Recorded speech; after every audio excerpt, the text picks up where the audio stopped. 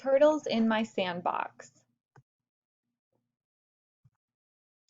Early one morning in June, Mama Turtle, a diamondback terrapin, silently swam along the bay shore. Now and then her head poked above the cool waves. Below the water her webbed feet moved quickly. Her belly was full of eggs. She wanted to lay those eggs on the beach, close to where she had been born. Mama Turtle swam towards the shoreline. After checking for animals that might hurt her, she used her sharp black claws to pull herself out of the water and onto the muddy bank. Mama pulled her round body over the slippery slope and up the steep bank. Her lower shell scraped the stubby grass as she made her way onto the nesting ground, the sand. Using her strong back feet, she dug a teardrop-shaped hole by scooping the sand.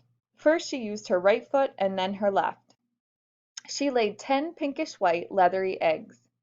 Then using the same right-left motion, she covered the small eggs with sand. Mama Turtle had done her best to hide her nest. She ambled back down the slope and slipped back into the bay. The only sign that she had been there were her funny-looking footprints. Early the next morning, a curious, curly-haired girl found those eggs in an odd place, her old sandbox. As it turned out, Mama Turtle hadn't been on the beach at all. She had been in Maggie's sandbox. Maggie had seen lots of eggs before, in birds' nests and in egg cartons, but she had never found any in her sandbox. At first she didn't realize what they were. Then she looked closely at the tracks leading up to the nest. They looked like the letter J on both sides of the wider line in the sand. She realized they were footprints.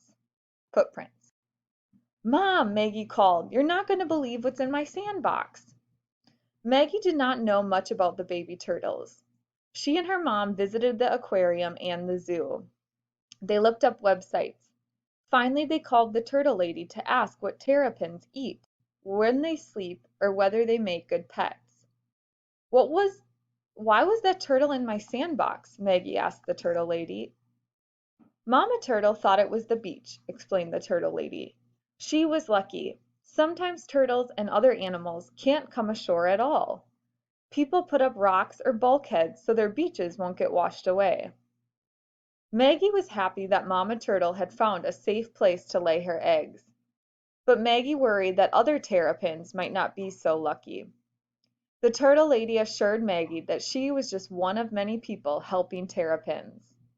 She talked about a turtle sitting program. Turtle sitters feed and protect the tiny hatchlings to give them a head start.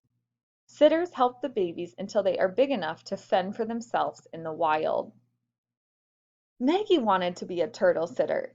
She and her mom placed a wire nest protector over the eggs. This would keep animals like raccoons from eating the eggs. She was excited that baby turtles were coming. Every day that summer, Maggie read about turtles. After 55 days, she began checking the nest. Had any hatchlings come out of the eggs? One hot September day, as Maggie sat by her sandbox, she noticed a little dent in the top of the nest. She carefully brushed off the top layer of sand so that she could see into the nest. As she watched, an egg wobbled. A small gray and black foot popped right through the shell. The hatchling's gray and white speckled face followed. The newborn's small egg tooth helped it break through the egg. Then nothing happened. The baby was resting. As Maggie watched, another gray and black foot burst through the shell. Within an hour, the whole turtle had worked its way out of the egg. Maggie thought the tiny turtle was beautiful. She gently touched his soft-topped shell. She admired the 13 raised ridges on his back. Then she gently flipped him over. The sticky, light yellow egg sac was still attached to his belly. Maggie saw pretty black markings on his bottom shell. "Hold still so I can look at you," Maggie giggled to the squirmy turtle. She named him Scamp. As Maggie stared at Scamp, she suddenly realized why the terrapins are called diamondbacks. The dark marks on the turtle's back look like a snail's shell. The spirals around becoming smaller and smaller. "It looks like a sparkling diamond," she cried. Maggie marveled over Scamp's scoots. Then she realized that other eggs were hatching too. "Mom, come quick!" she yelled. Together they watched 8 more turtles break out of their eggs. One by one, Maggie named them. Freckles' skin was covered with little black spots, which of course looked a lot like Freckles. Tudu was pale yellow. He hardly had any spots at all. Popper popped right out of his shell. Pokey seemed to take forever. Terrapy was the biggest turtle to be born. Scooter was the fastest. Shelly had trouble getting a piece of egg off her head. Junior was the last terrapin to hatch. Was a surprise. His whole head was gray. One egg did not hatch. Maggie covered it and left it in the sandy nest covered by sand and the nest protector. Maggie and her mom had learned that new babies stay in their nests for a few days and survive on the sticky yolk left in the egg. After that, they need fresh water and real food. As part of the Head Start program, Maggie's turtles would eat cut up little fish and turtle pellets. They would also live in tanks. Maggie and her mom set up 3 tanks with heat lamps. Each tank contained slightly salty water like the bay water. In the wild, terrapins rarely wander far from the water, except to lay eggs in the spring and early summer. But they do like to climb up and rest or bask on floating logs or on rocks near the water's edge. Maggie placed small stones and a few big sticks in the tanks to help the turtles feel at home.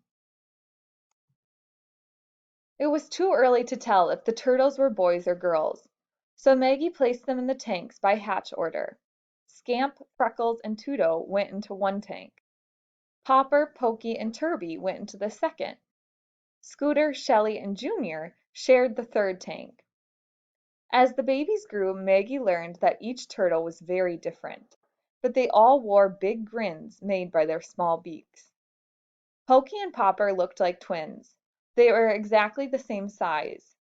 Both had 2 tiny black markings right between their eyes and their nostrils. She could tell them apart because Pokey would shyly pull his head down, almost into his shell when Maggie approached the tank. Popper wasn't shy at all. He grinned up at Maggie every time she went near him. Every morning Maggie turned on the heat lamps. Then she fed the turtles. She loved watching them. Freckles zipped through the water and darted out at the food. Popper really lived up to his name. He popped out of the water every time she got near the tank. He would practically leap out of the water when she walked near him, as if he knew she was coming to feed him. What a hungry turtle! All night Maggie turned off the lights. She fed the turtles again, mostly cut up fish. Sometimes Maggie gave them a fishsicle, a popsicle made out of frozen minnows. Sometimes the turtles ate small snails called periwinkles. Junior loved soft clams and razor clams. Pokey enjoyed eating the roots of the marsh plants, but he always ate slowly. Scamp's favorite food was worms. Maggie fed the turtles the kind of food they would have eaten in the wild. She cleaned the tanks every other week and made sure they had plenty of light. The lucky turtles stayed well fed and warm under their heat lamps all winter.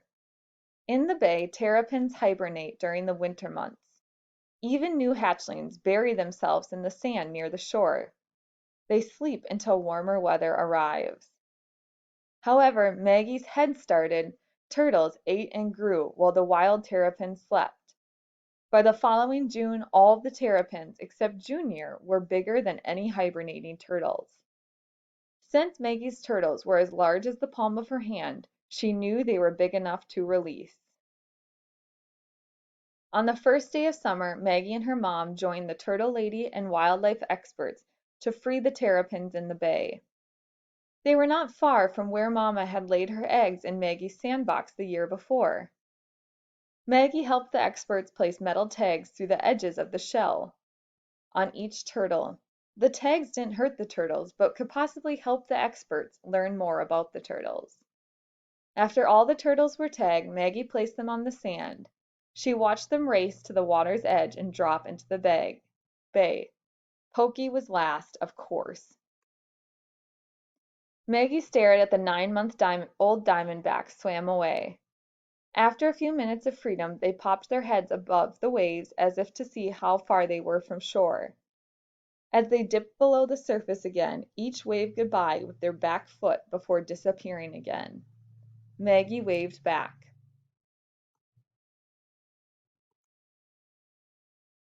The end.